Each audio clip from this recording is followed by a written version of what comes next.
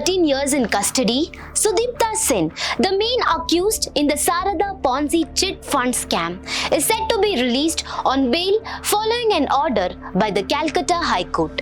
The division bench of justices Rajarshi Bharadwaj and Uday Kumar granted bail, citing prolonged detention, administrative failures and Sen's critical health condition. The court observed that he had made an exceptional case for bail after spending over 13 years in jail without a timely trial. Sudipta Sen, who's 64 years old, chairman of the Saradha Group, was arrested on April 27, 2013 after financial irregularities surfaced.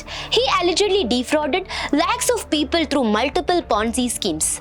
A total of 300 cases were filed in connection with the scam, of which 77 were transferred to the Central Bureau of Investigation, while the remaining were investigated by the West Bengal Police. The CBI confirmed that Sen has already secured bail in all 77 cases. During the hearing, Sen's counsel argued that despite a charge sheet filed in April 2014, he had not received mandatory documents for over a decade, and the trial had stalled due to missing case records.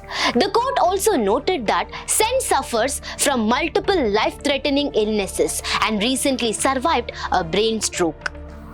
The High Court granted bail with strict conditions, including surrendering his passport, not leaving West Bengal without permission, reporting monthly to police, attending trial proceedings, and sharing his live location 24/7 with investigators.